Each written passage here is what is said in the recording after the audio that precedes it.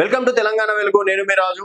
So స్థానిక సంస్థల ఎన్నికలకు సంబంధించి దాదాపుగా 69% రిజర్వేషన్లు ఇవ్వాలని చెప్పేసి కూడా భావిస్తున్నారు. 28వ తేదీ నాడు నోటిఫికేషన్ వచ్చే అవకాశాలు కనిపిస్తున్నట్లు కూడా తెలుస్తుంది. 28 తర్వాత, ఎందుకంటే చాలా మంది అనుకున్నారు జూబ్లీహిల్స్ ఉప ఎన్నికల తర్వాత స్థానిక సంస్థలకు వెళ్లే అవకాశాలు ఉంటాయని చెప్పేసి.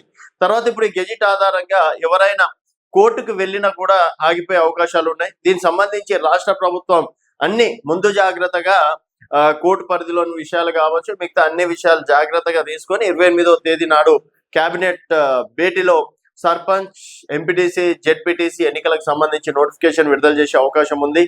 అలాగే దాదాపుగా 3 విడతల్లో ఎన్నికలు జరగనున్నాయి.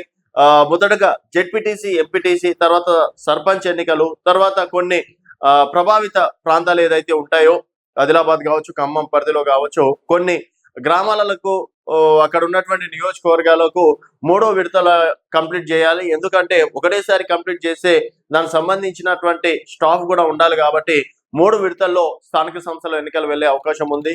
సో అభ్యర్థులు అలర్ట్ గా ఉండడం మంచిదని చెప్పేసి కూడా చెప్పుకోవచ్చు. ఏ క్షణమైనా సరే దీనికి సంబంధించి ఒక జీవో జారీ చేసే అవకాశం ఉన్నట్లు కూడా తెలుస్తుంది. చూస్తూనే ఉండండి తెలంగాణ వెలుగు.